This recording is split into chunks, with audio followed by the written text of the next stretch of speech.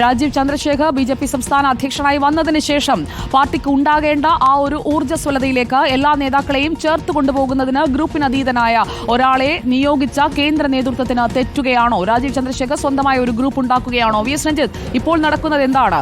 സംസ്ഥാന തലത്തിൽ പ്രവർത്തന പാരമ്പര്യമുള്ള വർഷങ്ങളായി പ്രവർത്തിച്ചു വരുന്ന മുതിർന്ന നേതാക്കളെ, മുൻ സംസ്ഥാന അധ്യക്ഷന്മാരെ അടക്കം ഉൾപ്പെടുത്താതെ സ്വന്തം രീതിയിൽ കാര്യങ്ങൾ കൊണ്ടുപോവുകയാണോ നിലവിലെ സംസ്ഥാന അധ്യക്ഷൻ രാജീവ് ചന്ദ്രശേഖർ? തീർച്ചയായിട്ടും രാജീവ് ചന്ദ്രശേഖർ വരുമ്പോൾ ബി.ജെ.പി. അല്ലെങ്കിൽ പാർട്ടി ആഗ്രഹിച്ചിരുന്നത് രാജീവ് ചന്ദ്രശേഖർ ഗ്രൂപ്പിനതീതമായി മുഴുവൻ നേതാക്കന്മാരെയും ഏകോപിപ്പിച്ചുകൊണ്ട് കൊണ്ടുപോകും എന്നുള്ളതായിരുന്നു. പക്ഷേ രാജീവ് ചന്ദ്രശേഖർ തൻ്റെ ഏറ്റവും വിശ്വസ്തനായ എന്നാൽ പാർട്ടിയിൽ താരതമ്യേന ജൂനിയറായ ആളുകളെ കാര്യങ്ങൾ ഏൽപ്പിക്കുകയും പാർട്ടിയിലെ മുതിർന്ന നേതാക്കന്മാരെ മുഖവിലക്കെടുക്കാതിരിക്കുകയും ചെയ്യുന്നു എന്നുള്ളതാണ് ഏറ്റവും പ്രധാനപ്പെട്ട ആരോപണം. കഴിഞ്ഞ ദിവസം കോർ കമ്മിറ്റി യോഗം ചേർന്നപ്പോൾ പോലും ആ യോഗത്തിൽ പങ്കെടുത്തത് എസ് സുരേഷ് ആയിരുന്നു. എസ് സുരേഷ് പാർട്ടിയുടെ സംസ്ഥാന സെക്രട്ടറി മാത്രമാണ്. അദ്ദേഹത്തിന് പാർട്ടിയിൽ മറ്റ് ചുമതലകൾ ഇപ്പോൾ നൽകിയിട്ടില്ല. പിന്നെ എന്തുകൊണ്ടാണ് അദ്ദേഹം കോർ കമ്മിറ്റിയിൽ പങ്കെടുത്തത്? രാജീവ് ചന്ദ്രശേഖറിന്റെ യാത്രകളുമായി ബന്ധപ്പെട്ട വിവരങ്ങൾ പറയാൻ വേണ്ടി എന്നുള്ളതാണ് പാർട്ടി രാജീവ് ചന്ദ്രശേഖർ നൽകിയ ന്യായം. പക്ഷേ അത്തരത്തിലൊരാളെ കോർ കമ്മിറ്റിയിലേക്ക് പങ്കെടുപ്പിക്കുന്ന രീതി പാർട്ടിക്കില്ല. ഒന്നെങ്കിൽ സംസ്ഥാന ജനറൽ സെക്രട്ടറിമാർ, അല്ലെങ്കിൽ നേരത്തെ നിശ്ചയിക്കപ്പെട്ട സംസ്ഥാന അധ്യക്ഷന്മാർ, മുൻ അധ്യക്ഷന്മാർ തുടങ്ങിയവരാണ് പാർട്ടിയുടെ കോർ കമ്മിറ്റി യോഗത്തിൽ പങ്കെടുക്കാറുള്ളത്.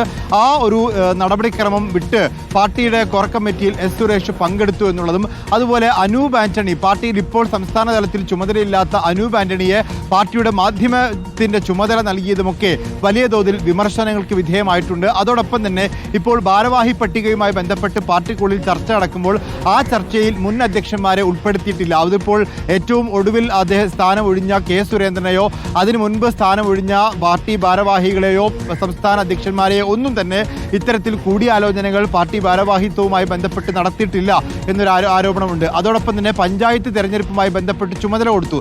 14 റൂറൽ ജില്ലകൾക്കും 14 നേതാക്കന്മാരെ ചുമതല കൊടുത്തപ്പോൾ ആ ചുമതല കൊടുക്കുന്ന കാര്യത്തിലും ഒരു കൂടിയാലോചന ഉണ്ടായില്ല. അദ്ദേഹത്തിന് ഇഷ്ടപ്പെട്ട ആളുകളെ കുറച്ച് ആളുകൾ കൂടി ചേർന്ന് നിശ്ചയിക്കുകയായിരുന്നു. ആ നിശ്ചയിച്ചാലും വലിയ ആരോപണങ്ങൾ ഉയരുന്നു. പാർട്ടി കോർ കമ്മിറ്റി വിളിച്ചു ചേർക്കുമ്പോൾ ആ കോർ കമ്മിറ്റിയിൽ രാഷ്ട്രീയ ചർച്ചകൾ നടക്കുന്നില്ല.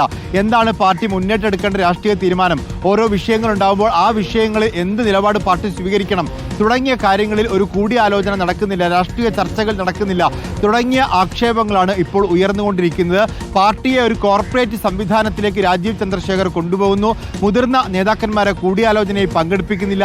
രാഷ്ട്രീയമായി നേരിടേണ്ട വിഷയങ്ങളെക്കുറിച്ച് ചർച്ച നടക്കുന്നില്ല.